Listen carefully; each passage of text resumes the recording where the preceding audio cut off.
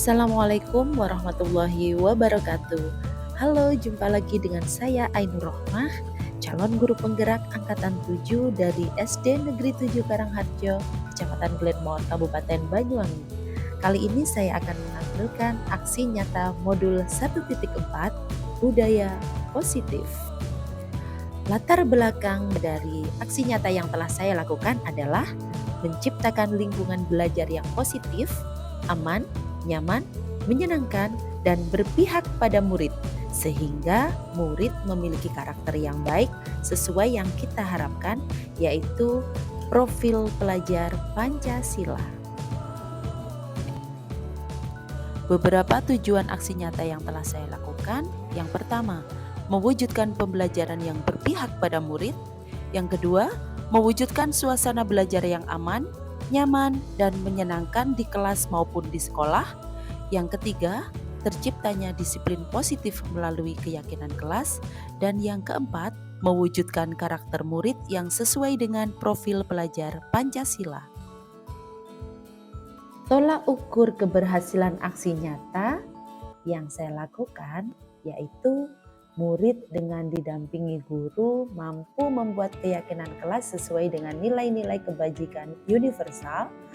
Lalu murid dan guru mampu melaksanakan disiplin positif sesuai keyakinan kelas yang telah dibuat, dan terjadi perilaku disiplin positif di lingkungan kelas maupun di sekolah.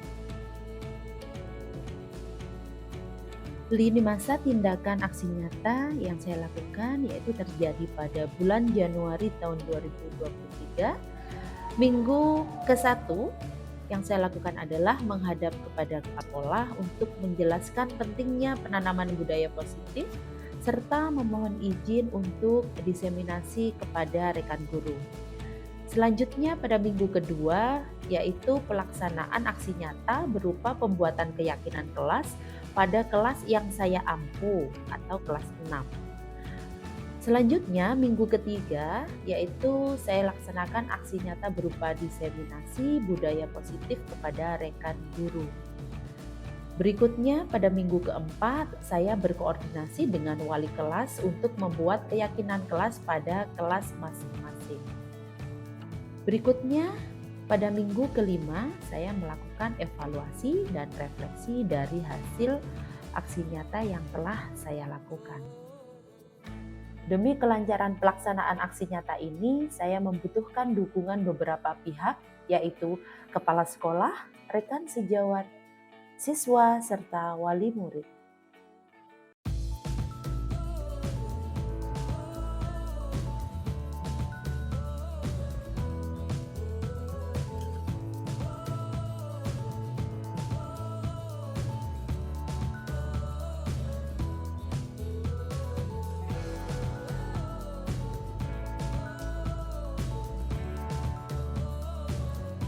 Proses pembuatan keyakinan kelas diawali dengan menuliskan satu peraturan oleh masing-masing siswa.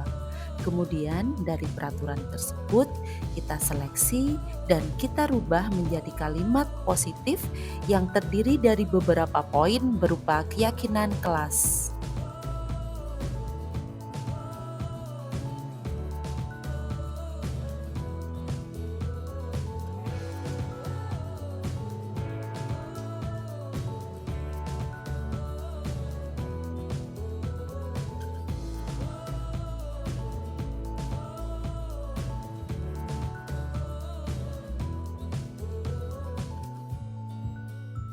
Setelah terbentuk sebuah keyakinan kelas, murid-murid sepakat untuk menandatangani keyakinan tersebut sebagai bukti bahwa mereka akan berkomitmen untuk menjalankan keyakinan yang telah mereka buat.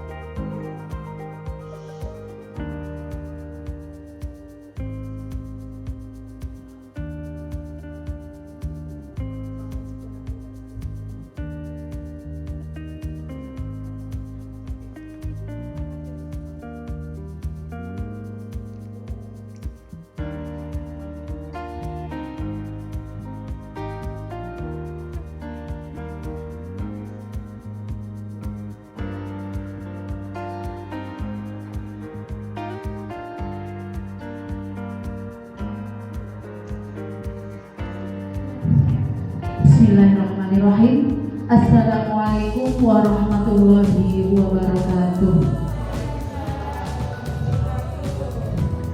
Salam sejahtera bagi kita semua. Bapak Ibu, gimana kabarnya hari ini? Alhamdulillah luar biasa. Alhamdulillah luar biasa itu harusnya suaranya menggelegar ya. Baik Bapak Ibu, yang pertama saya ucapkan terima kasih yang sebesar-besarnya karena telah memenuhi undangan kami ya. Khususnya saya pribadi karena saya di sini sebagai calon guru penggerak ditugaskan untuk menyebarluaskan pemahaman saya terhadap modul yang sudah saya pelajari selama saya bergabung di program guru penggerak kurang lebih 3 bulan. Jadi sampai saat ini saya telah menyelesaikan satu modul, yaitu modul 1 yang terdiri dari 4 submodul 1.1 sampai 1.4. Pada modul 1.4 ini terdapat sebuah aksi nyata. Bapak Ibu pernah mendengar kata aksi nyata di mana?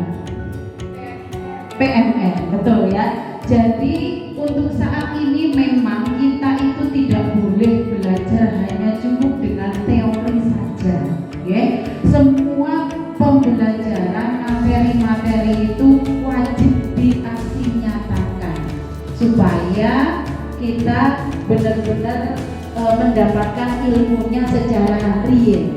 Oke, Bapak Ibu, coba Bapak Ibu sekarang buka HP-nya masing-masing, ketik di Google New Class Point.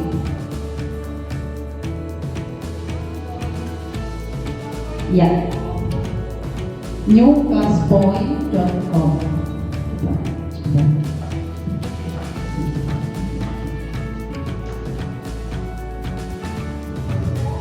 Sudah? Ada yang ya betul. Jadi masukkan kode terus memasukkan nama. Oke, Retno, Wendy, oke, Vivi. Ya, Desi Yuli, oke.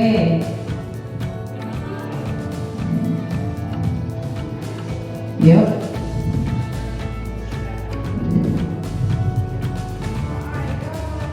Ya, ada Henry, ada Merindu, Masya Allah, ada Merindu juga, ada senang, ada bahagia, ada baik, ada naon. Terus ya yang paling banyak happy ya, happy, senang, bahagia, baik ya. Alhamdulillah, berarti hari ini kalau jenengan itu semuanya happy, banyak happy-nya, berarti siap untuk menerima materi dengan baik. Oke. Coba sekarang sebentar saja ada ice breaking ya. Jadi ice breakingnya begini. Jenengan tahu semut? Tahu. Semut ini gimana bentuknya? Kecil ya. Semut itu kecil. Kalau kecil hitam, kecil dan hitam. Semut kecil. Oke ya. Nanti ada lagunya gini. Semut, semut, semut, gajah, gajah, gajah, gajah, semut, gitu ya. Nanti semuanya nyanyi. Semut, semut, semut, gajah, gajah, gajah, gajah, semut. Kamu tepuk tangan. Semut, semut, semut, gajah, gajah, gajah, gajah, semut. Semut besar. Gimana? Yang besar apa Bu? Yang besar saya. Ayo berarti kurang konsentrasi, oke? Yuk, diulangi lagi ya. Semut, semut, semut, gajah, gajah, gajah, gajah, semut. Semut, semut, semut, semut. Gimana? Betul? Semut kecil hebat. Tapi ada mikirnya sebenarnya. Soalnya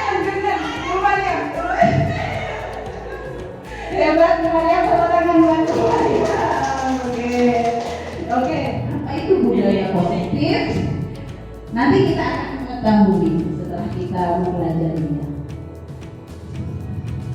Oke, latar belakang saya melakukan diseminasi budaya positif ini, dan latar belakang juga dari modul 1.4 yang sudah saya pelajari ini, yaitu bagaimana menciptakan lingkungan belajar yang positif, aman, nyaman, menyenangkan, dan berpihak pada murid, sehingga murid memiliki karakter yang baik yang sesuai kita harapkan. Ini ada pertanyaan semantik, Bapak. Oke, tadi pertanyaannya seperti itu ya. Jadi hukuman dapat mendisiplinkan anak.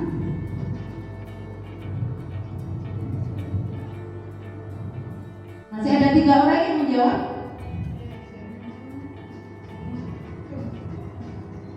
Yuk, silakan. Ada 6 orang.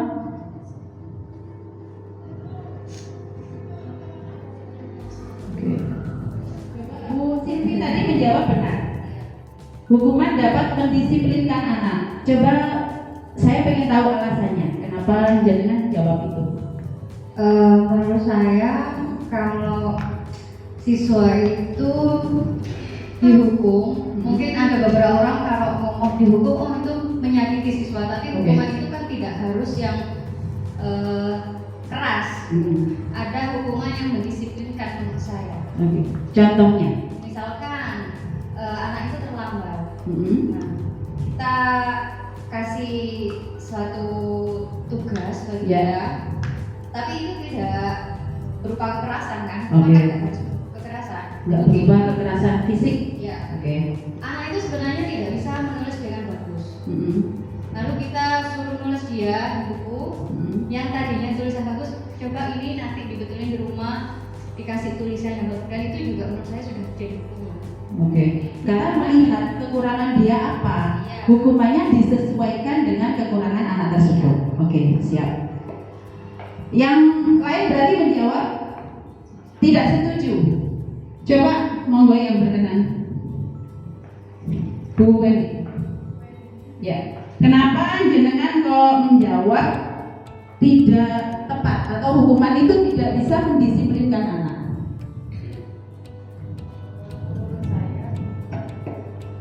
Menurut saya terkadang itu hukuman itu kalau kita lihat sekilas ya Bu Ainur, kita ini mungkin masih berpikirnya hukuman yang berupa kekerasan fisik seperti itu. Bagi saya hukuman secara fisik ataupun mungkin secara verbal, ucapan itu lebih akan menyebabkan anak-anak itu trauma dan dia nggak melakukan perubahan yang positif, maksudnya malah mungkin dia bisa menjadi lebih, istilahnya ya lebih brutal atau lebih bisa bertindak lebih keras lagi seperti itu.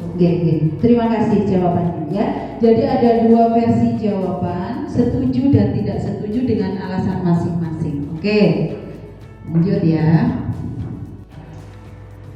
Oke, baik.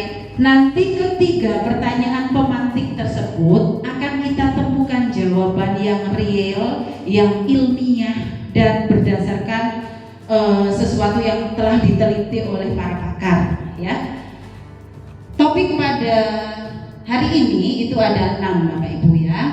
Yang pertama yaitu disiplin positif dan nilai-nilai kebajikan universal. Yang kedua teori motivasi, hukuman, penghargaan dan restitusi. Kemudian keyakinan kelas, ada kebutuhan dasar manusia dan dunia berkualitas. Yang berikutnya ada 5 posisi kontrol dan segitiga restitusi. Nah, yang pertama ini yang tentang disiplin positif dan nilai-nilai kebajikan. Coba Bapak Ibu sekarang kegiatan kepalan tangan ya, Bapak Ibu coba sekarang membayangkan bahwa di kepala jenengan itu ada sesuatu rahasia besar yang sangat berharga bagi jenengan. Kemudian teman di samping Anda itu kepo buangan apa sih? Ngerti jenengan tidak mau memberitahukan? Karena apa ya, setiap teman itu kan nggak sama. Oke, setiap teman itu tidak sama. Teman itu mau bayar berapapun, tapi kan apa itu nggak, ucapannya itu nggak akan bisa dipegang. Oh gitu. Karena manusia itu bisa berubah. Everybody has change, ya. Bisa berubah. Diri itu adalah diri kita sendiri. Ya. Orang lain ketika kita menurut atau apa? Manut ya. Manut pada kontrol orang lain, itu artinya hanyalah motivasi yang bersifat sementara atau dari luar atau bukan diri kita sendiri, ya. Artinya motivasinya eksternal. Begitu Bapak Ibu. Jadi yang paling kuat yang mempengaruhi diri kita sendiri adalah kita sendiri, ya. Sama halnya kita ketika memberikan peraturan-peraturan, kita merasa jadi guru, ya kan? Wah, aku bisa kontrol murid-muridku, ya. Padahal kenyataannya kontrol itu bersifat sementara kalau berasal dari luar. Jenengan kan luar dari murid-murid jenengan. Begitu Bapak Ibu. Bagaimana menciptakan motivasi yang berasal dari diri mereka sendiri, itu yang akan kita temukan nanti, ya. Jadi teori ada dua, ya, stimulus respons sama teori kontrol, ya. Coba kita lihat beberapa poin saja, tidak perlu semuanya, ya. Yang teori stimulus respon, kita mencoba mengubah orang agar berpandangan sama seperti kita, ya. Itu tadi guru maksoneng murid, ya. Jadi cara belajarnya kadang-kadang begini, di sekolah diajari matematika misalkan, ya. Kemudian di rumah dieleskan sama gurunya, sama ibunya, ada guru les misalkan gitu. Kemudian di sekolah itu cara yang sudah kita pakai selama bertahun-tahun wis ngono kuwi, cara A, ya. Kemudian si anak ternyata menemukan cara B, dan cara itu ternyata lebih praktis. Padahal hasil akhirnya sama, betul, ya. Kadang nggak terima. Nah, itu berarti artinya dia mencoba mengubah orang agar berpandangan sama dengan kita. Kalau kita bicara tentang budaya positif, itu sudah pasti kita itu berhubungan erat sekali dengan kata disiplin. Coba, disiplin itu artinya apa? Monggo, siapa punya? Disiplin menurut saya itu apa ya? Misalnya anak-anak belajar itu tepat waktu untuk menyelesaikan dan tidak masih ditunda-tunda gitu, itu sudah disiplin. Itu. Gitu. Oke, cukup. Berarti disiplin itu menurut Bu Yan tepat waktu. Oke. Kalau menurut Bu Desi, menurut pendapat pribadi, disiplin, apa makna disiplin? Disiplin kalau menurut saya itu seperti melaksanakan sesuai dengan tanggung jawabnya Iya, melaksanakan sesuai dengan tanggung dan jawab. tepat waktu. Oke, ya. Jadi disiplin, ya. Sebenarnya kata disiplin itu artinya belajar, Bapak Ibu, ya. Artinya belajar. Nah, itu biasanya erat sekali dengan apa? Lek gak disiplin, lek gak disiplin dihukum, ya Banda? Ya itu tadi, kayak si murid yang datang terlambat tiba-tiba dihukum begitu saja. Ini saya kenalkan sedikit tentang nilai-nilai kebajikan universal. Apa tuh itu nilai kebajikan universal? Jadi begini Bapak Ibu, untuk menerapkan sebuah disiplin, ya, itu kita harus bisa menerapkan nilai kebajikan universal. Maksudnya apa ya? Kebajikan itu artinya apa, Bu Suliha? Kebajikan itu hal yang positif. Oke, kebaikan. Ya. Ada pendapat lain? Kebajikan itu ya benar ya. Jadi kebaikan. Universal itu apa? Apa?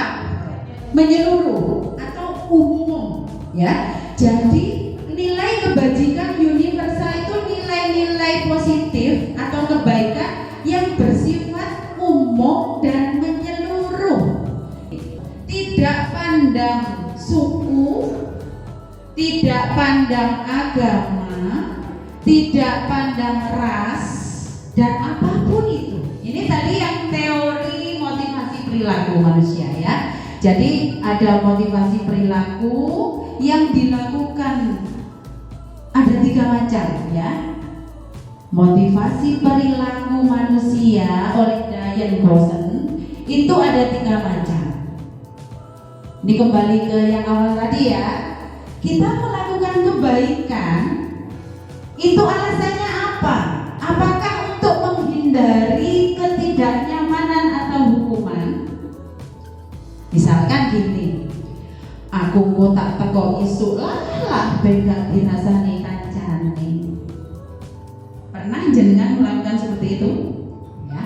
Kemudian motivasi yang kedua untuk mendapatkan imbalan berupa pujian ataupun penghargaan. Misalnya gini, aku tak melok guru penggerak ben kabeh hormat karo aku. Misal ya, aku tak tunjukkan bahwa diriku ini bisa. Masa awakmu tok sing bisa misalkan ya. Tenan yo melok guru penggerak mari lulus. Rumangsane wis koyo disuting kancane. Wow, hebat misalnya. Motivasi apa itu? Ya. Motivasi apa itu? Jadi motivasi hanya ingin dipuji, hanya ingin dihargai. Dan motivasi yang terakhir, aku butuh berdino iso tangi subuh. Aku selama ini mesti tangi jam 5 mesti. Mulai saiki aku ingin memperbaiki ibadahku. Tangi ini pas subuh, mari ngomong bar sholat langsung masak dan aku telat.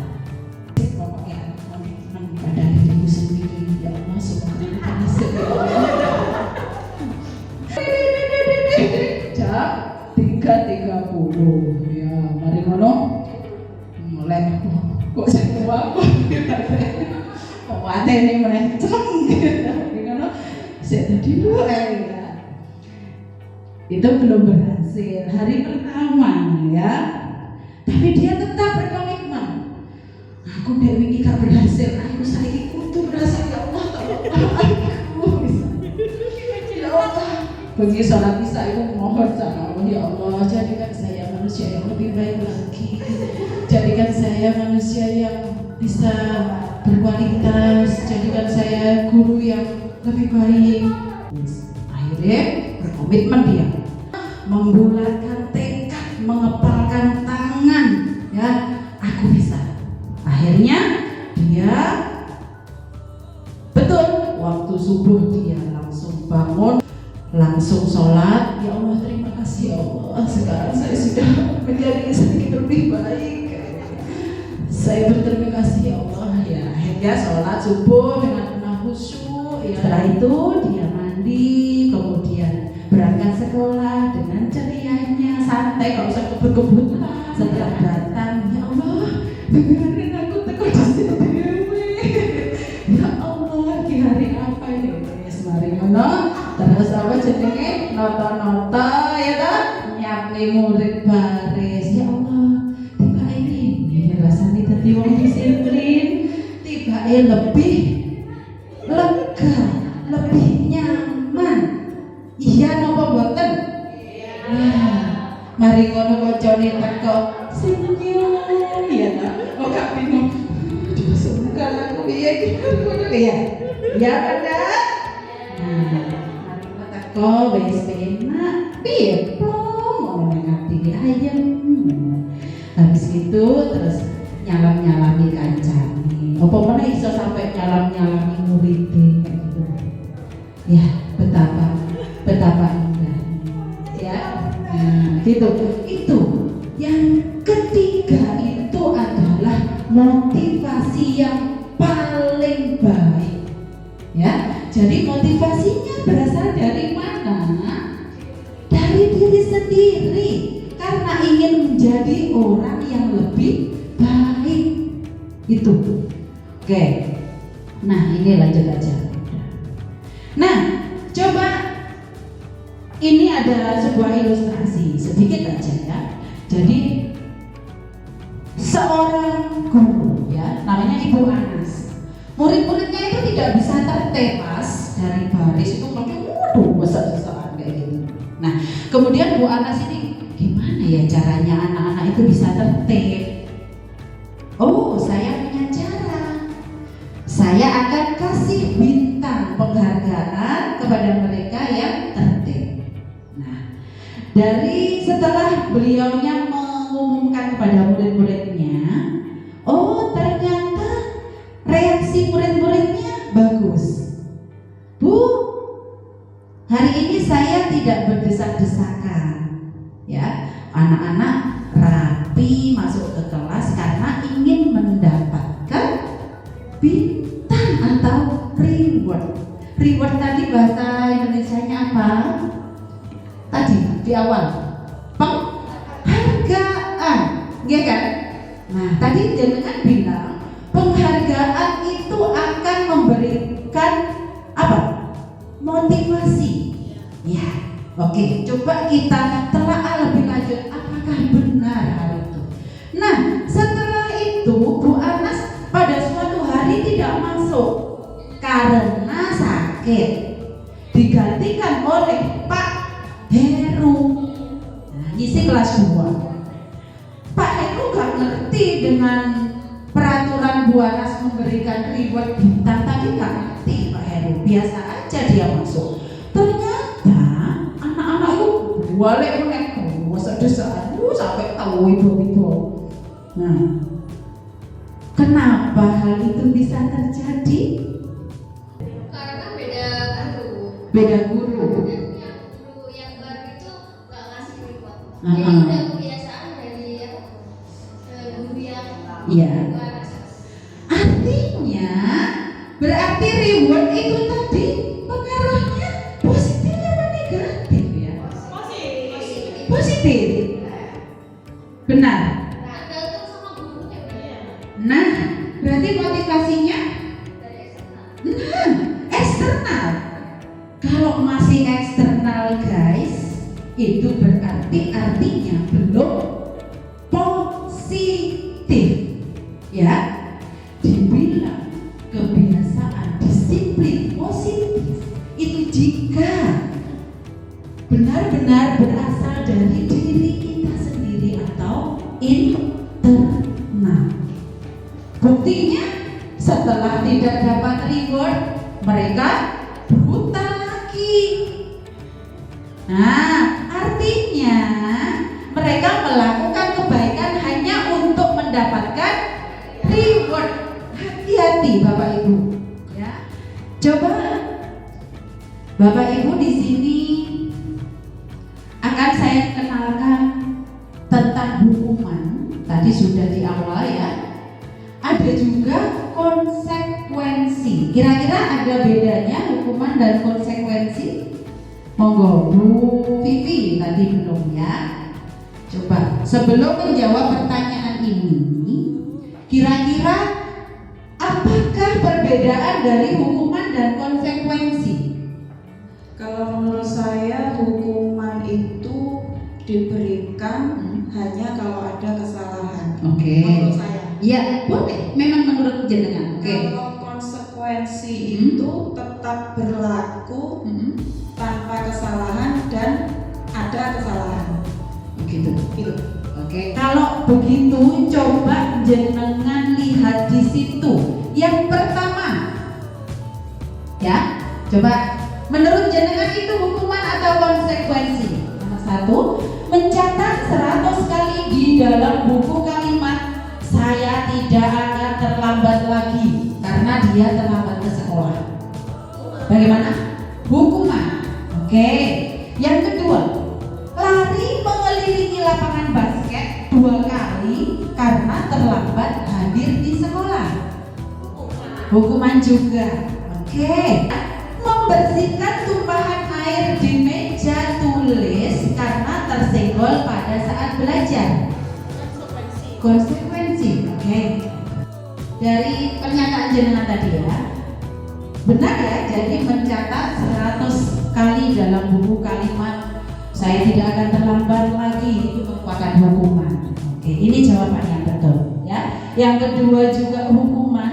Yang ketiga hukuman push up ya. Hukuman itu sesuatu yang menyakitkan harus terjadi. Jadi si pelaku itu merasa tersakiti ketika dia dihukum. Nah, kalau konsekuensi itu sesuatu harus terjadi akibat perbuatan yang telah dilakukan. Nah, tapi tidak selalu menyakiti. Benar sekali tadi katanya Wendy ya tadi ya. Jadi kalau hukuman itu menyakiti, bukan membuat orang itu sadar, namun bahkan menyakiti dan bisa membenci kepada orang yang memberikan hukuman. Tapi kalau konsekuensi itu biasanya justru menghargai. Oh, kalau saya berbuat salah, saya harusnya seperti ini.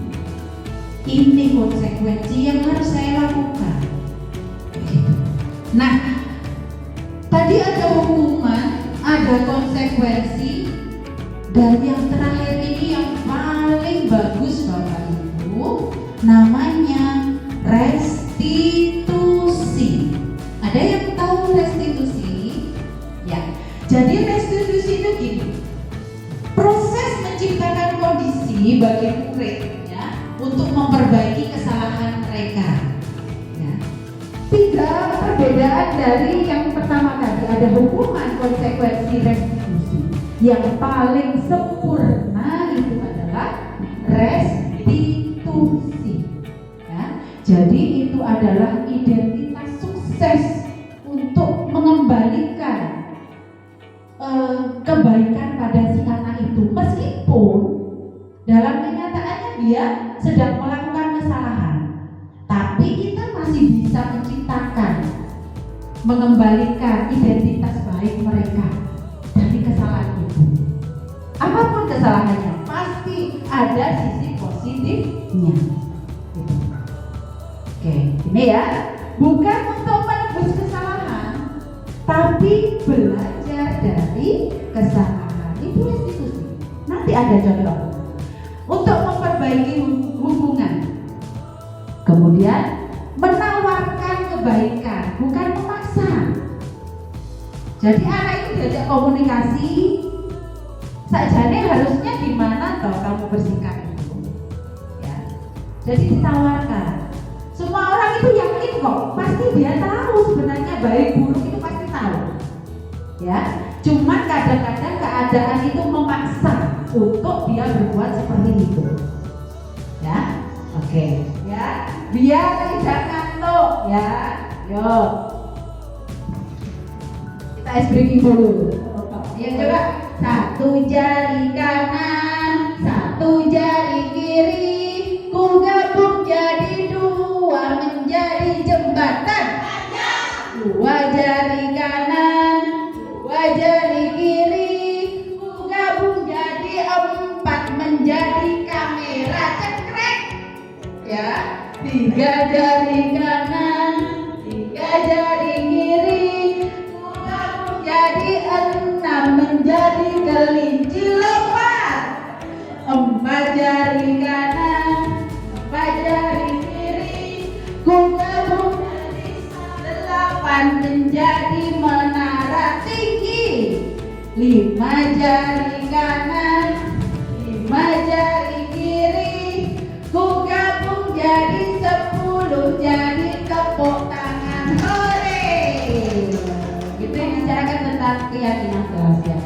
Jadi keyakinan kelas hubungannya dengan disiplin tadi, kita harus menciptakan atau bisa menciptakan sebuah keyakinan kelas.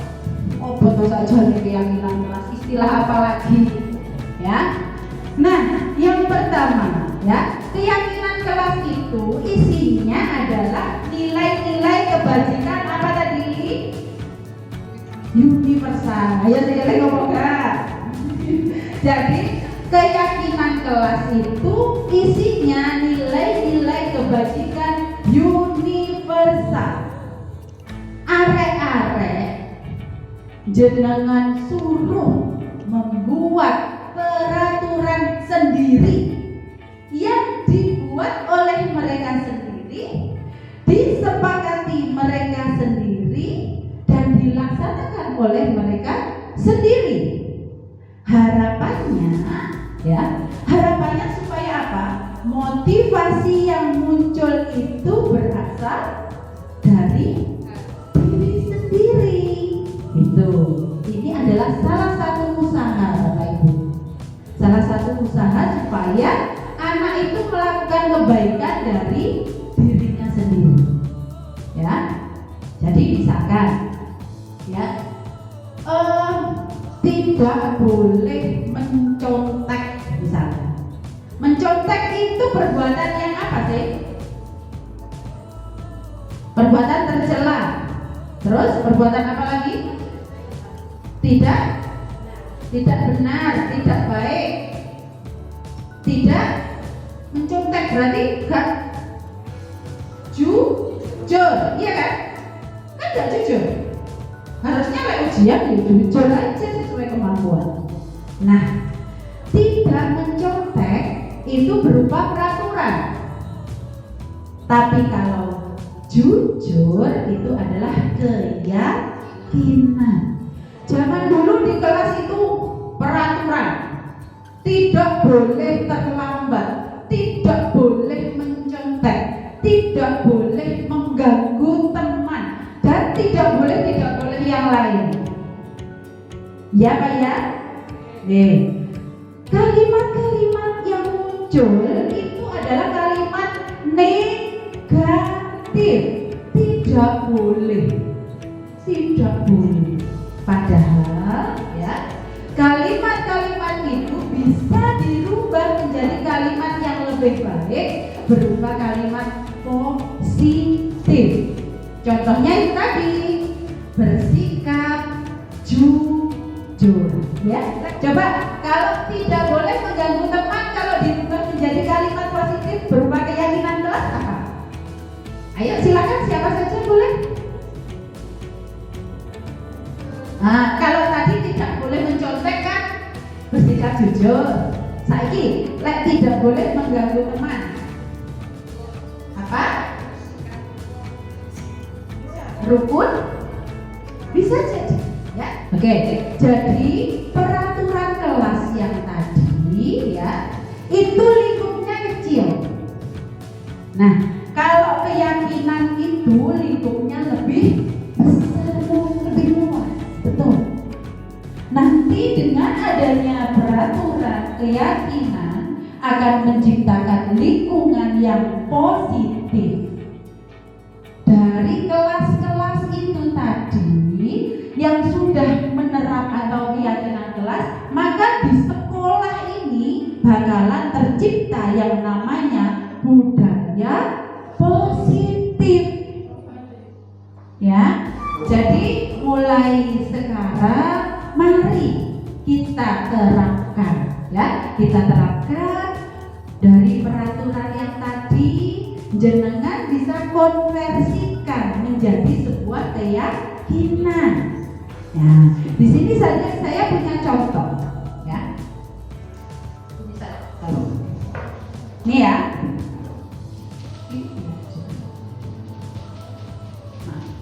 Nah, ini keyakinan yang sudah saya buat bersama anak-anak ya. Jadi ini adalah keyakinan kelas yang sudah saya buat, kelas 6 ya. Jadi sebelumnya saya meminta anak-anak untuk menuliskan sebuah peraturan yang mereka sendiri buat. Ya macam-macam lah arek cilik bahasane. Tidak boleh mencontek, tidak boleh membuang kertas di kelas. Jenenge bocah ya. Jadi kalimatnya sederhana-sederhana seperti itu. Kemudian dari anak-anak itu saya konversikan menjadi sebuah keyakinan kelas. Tapi ini pun mereka juga sudah tahu gitu. Ketika saya membuat peraturan kelas itu, kemudian saya beritahukan juga bahwasannya kalau peraturan yang sudah mereka buat itu bisa dijadikan kalimat yang lebih positif berupa keyakinan kelas gitu. Kemudian mereka dengan senang hati karena merasa yang mereka buat itu adalah peraturan yang dibuat mereka sendiri, mereka menyepakati dan menandatangani keyakinan ini dengan senang hati. Ini seperti yang sudah awal saya kasih tahu kan, bahwasanya segala perbuatan tadi anak-anak berbuat sesuatu apapun itu pasti ada alasannya berdasarkan kebutuhan. Ya, misalnya nenek arek ruame senengannya dia itu caper. Ternyata usut punya usut. Dia itu di rumah kurang perhatian. Pasti ada alasannya Bapak Ibu. Pasti. Perbuatan manusia itu pasti didasari oleh kebutuhannya. Oke.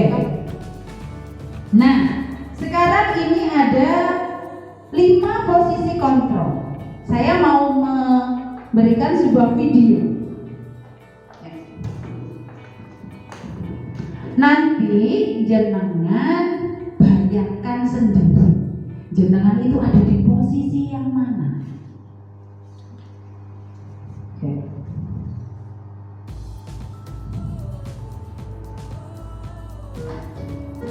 Silakan disimak. Salam bahagia Ibu dan Bapak Guru hebat. Dalam penerapan disiplin positif restitusi, salah satu program yang dikembangkan adalah 5 posisi kontrol. 5 posisi kontrol dalam restitusi adalah proses perjalanan seorang pendidik agar dapat mengenali dirinya. 5 posisi kontrol itu adalah 1. Posisi penghukum, 2. Posisi pembuat merasa bersalah, 3. Posisi teman, 4. Posisi pemantau atau monitor, dan 5. Posisi manajer. Untuk lebih memahami kelima posisi tersebut, mari kita saksikan kasus Naren yang terlambat hadir 20 menit di sekolah dan melihat bagaimana kelima posisi kontrol dalam menghadapi masalah tersebut.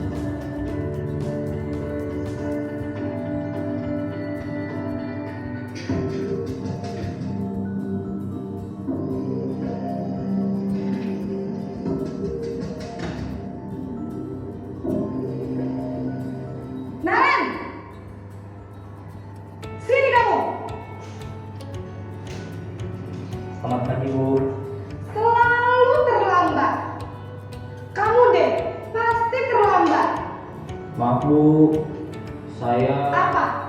Apa coba? Alasan kamu apa lagi? Kapan sih kamu tidak terlambat? Malas sekali ya kamu jadi anak. saya Dasar pemalas.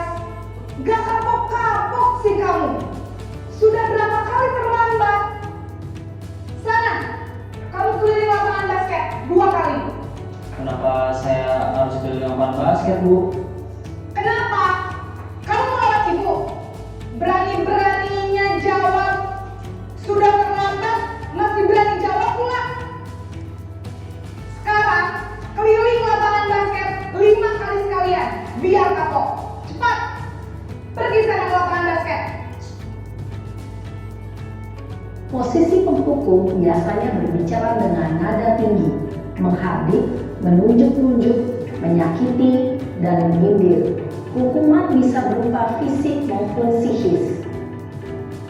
Ibu dan Bapak guru hebat, dampak yang terjadi pada murid ketika guru berada pada posisi penghukum adalah murid cenderung akan memberontak, bahkan menyimpan dendam. Tadi sudah diberikan sebuah ilustrasi berupa video. Nah, dari kelima posisi kontrol itu tadi, kira-kira jenengan introspeksi diri sendiri, refleksikan diri sendiri. Jenengan itu sekarang berada pada posisi yang mana? Ya, kadang sebagai teman, kadang juga sebagai pemantau. Kalau masalah sebagai penghukum ya kadang ya. Oh gitu. Oh, kalau Bu Buat sampai mana? Kalau Buat berubah sesuai kondisi kondisional. Kalau saya juga sama, mungkinnya kondisional melihat karakter anaknya. Oke. Kadang membuat orang merasa bersalah, kadang sebagai teman, kadang juga sebagai pemantau, kadang menghukum juga. Gitu. Oke. Berarti belum sampai ke manajer ya. Tadi kan ada 5. Si Bu Fitri kondisional juga. Oke, Bu Fitri. Nah, guru senior. Kan iya Bu Fitri daripada kita. Oke. Sebagai teman, tapi Ya. tetap menjaga kesopanan. Begitu. Teman tetapi tetap menjaga kesopanan. Berarti lebih ke pemantau. Mungkin seperti itu. Pemantau. Oke, Bu Mayan coba. Oke. Kalau pemantau itu lebih ke peraturan-peraturan. Jadi apa? Bicaranya si guru itu sesuai dengan aturan-aturan. Itu pemantau. Oke, silakan Bu Yan. Jenengan posisi yang mana Bu Yan? Karena saya itu biasanya berada di posisi teman. Teman. Ya, karena saya itu pokoknya anak-anak kelas 1. Oke. Jadi anak-anak itu kalau diajak omong akrab gitu, Ya. malah lebih enak, Oh, lebih gitu. nurut. Oke. Ya. Setelah saya omong-omongan sebagai teman, lalu saya memantau selanjutnya itu saya pantau bagaimana perkembangannya besoknya. Jadi saya cenderung jadi teman dan memantau. Oke, siap. Sekarang bagus juga. Oke, kalau Bu Yuli, Saya biasanya Mhm. membuat rasa bersalah dulu. oh gitu. Masih Heeh. berubah. Heeh. Oh gitu. Jadi sekarang Bu Silvi. Kayaknya kalau saya lebih ke sama kayak Bu Yan, nanti Oke. dari teman pemantau juga penghukum. Gitu. Oke, Bu Desi yang kalem dan lucu. Oke. Kalau saya Heeh. jadi teman, Oke. iya, penghukum iya. Oh iya. Nah, jadi pertama yang dilakukan apa dulu? Mendekati siswa murid Mhm. dulu, kemudian kalau sudah terlalu melampaui batas Iya. penghukuman. Oke. Penghukuman. Oke. Seperti itu, Bu. Nah, jadi diperlakukan sebagai teman dulu. Oh, ternyata sing lama, barulah aksi penghukuman dilancarkan, gitu ya. Oke, Bu Suliha. G, hampir sama dengan yang semuanya G, jadi teman dulu. Nanti kalau emang tidak bisa dihukum, itu penghukuman. Oh gitu. Oke. Oke, terima kasih Bapak Ibu. Ya, jadi beragam jawaban dari Bapak Ibu dan rata-rata ternyata di sini itu jadi posisi kontrol sebagai teman dan penghukum. Ya, dari kelima posisi kontrol tersebut tadi sudah dijelaskan dalam sebuah ilustrasi. Yang paling baik itu adalah posisi kontrol sebagai manajer. Posisi penghukum itu kalau bisa tidak perlu dilakukan Bapak Ibu. Kalau bisa, ya. Tapi jenengan tadi sudah lebih baik. Ada sudah jadi teman, ada yang membuat merasa bersalah, ada pemantau. Yang belum itu sebagai manajer. Nah, yang paling baik itu yang itu Bapak Ibu, ya. Jadi manajer. Contohnya yaitu tadi anak dipanggil kemudian ngobrol. Apa masalahmu, nak? Apa yang kamu alami sehingga kamu berbuat seperti itu, nak? Nah, itu yang paling bagus. Jadi seperti Naren tadi di ilustrasi yang paling terakhir, ya, itu dia diajak ngobrol sama gurunya, ya, diajak ngobrol. Terus kenapa dia bisa terlambat? Karena apa tadi? Terus si guru bisa memahami. Terus kalau lupa menyalakan alarm, gimana harusnya, nak? Siapa yang bisa mengingatkan kamu selain kamu sendiri? Ada siapa tadi? Ada kakaknya, ada ibunya. Nah, berarti si guru menawarkan bagaimana tanggung jawabmu, apa yang harus kamu lakukan supaya kamu tidak terlambat. Keyakinan apa yang tidak sesuai dengan keterlambatan kamu? Tadi kan ditanyakan begitu. Berarti lek sampean terlambat, sampean tidak sesuai dengan keyakinan apa, Le? Ya saya berarti tidak menghargai diri saya sendiri. Ini contoh yang sudah saya terapkan. Memang sebuah ilustrasi, Bapak Ibu. Jadi segitiga restitusi yang sudah saya lakukan, coba. Nih.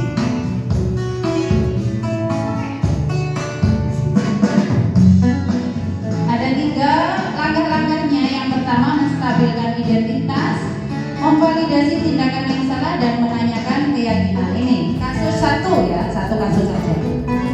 Nih. Ada seorang anak yang bernama Lydia yang mencontek pada saat ujian kemarin, ujian semester yang kemarin.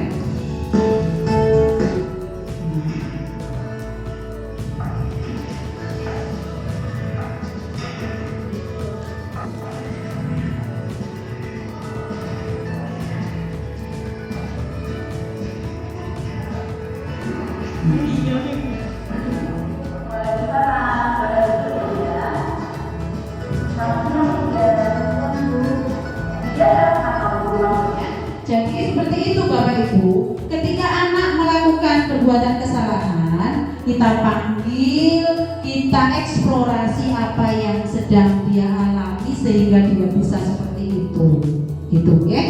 Jadi tidak serta-merta kita menyalahkan. Baik, Bapak Ibu. Ada berapa tadi Bapak Ibu langkahnya?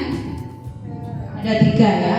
Menstabilkan identitas, kemudian memvalidasi kebutuhan, kemudian baru menanyakan keyakinan. Coba Bapak Ibu besok, mulai besok ya, kalau ada orang melakukan kesalahan harus didekati aja, ya. Kira-kira apa? Kenapa kamu jadi seperti ini? Coba begitu ya. Mari kita perbaiki bersama-sama kualitas diri kita sebagai pendidik supaya anak itu bagaimana kebutuhannya apa dan memberikan solusi. Oke.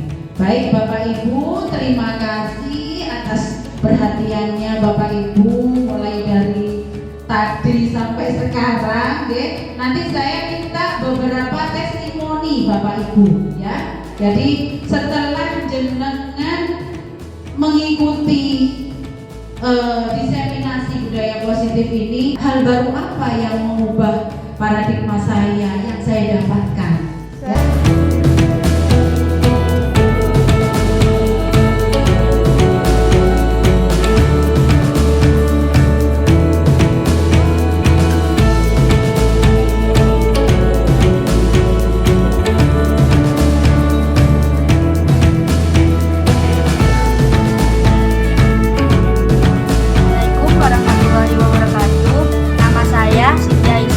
Zaira, kelas 6 SDN 7 Karangharjo. Saya dan teman-teman dibimbing oleh Bu Ainur telah membuat keyakinan kelas. Kami sangat senang karena keyakinan kelas dibuat dan disepakati oleh kami sendiri.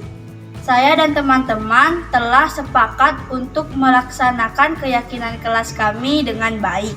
Terima kasih. Wassalamualaikum warahmatullahi wabarakatuh. Assalamualaikum, saya Sylvia Dora Fatimah dari SDN 12 Karangharjo. Saya pada hari ini telah mengikuti diseminasi modul 1.4 dari Bu Ainur Rohmah di SDN 7. Dari ilmu yang saya dapat hari ini, saya bisa mendapatkan bagaimana cara mengajar dan mendidik anak-anak yang baik dengan mengikuti budaya positif, terutama memperbaiki peran guru dari 5 hal yang tadi menjadi teman, terus manajer dan sebagainya. Ini adalah pengalaman yang baik bagi saya. Semoga kedepannya saya bisa memperbaiki kinerja menjadi guru di SD saya dengan baik. Terima kasih. Wassalamualaikum warahmatullahi wabarakatuh. Assalamualaikum warahmatullahi wabarakatuh. Saya Ibu Yuli. Hari ini saya telah mengikuti diseminasi budaya positif. Sedikit yang bisa saya ambil dari diseminasi hari ini yaitu tentang restitusi posisi kontrol. Sebelumnya, saya berada di posisi kontrol pemberian merasa bersalah pada peserta didik saya.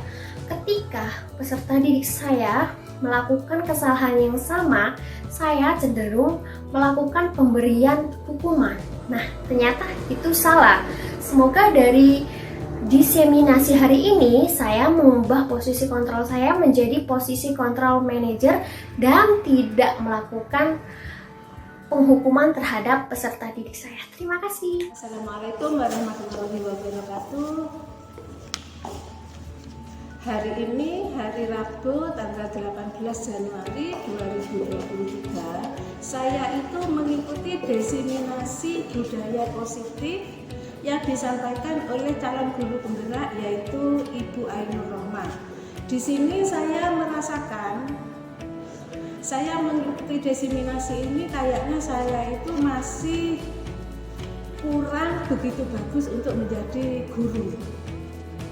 Karena setelah disampaikan oleh Bu Ainur itu saya baru tahu ternyata saya itu masih perlu belajar lagi untuk mendidik anak-anak itu. Dan kedepannya insya Allah setelah saya mengikuti diseminasi ini, saya akan mencoba pengalaman baru yang sudah diajarkan oleh Ibu Ainur. Semoga saya bisa menjalankan apa yang sudah ditularkan oleh Ibu Ainur itu kepada saya dan teman-teman. Mungkin itu dulu dari saya. Wabillahi taufiq wal hidayah. Wassalamualaikum warahmatullahi wabarakatuh.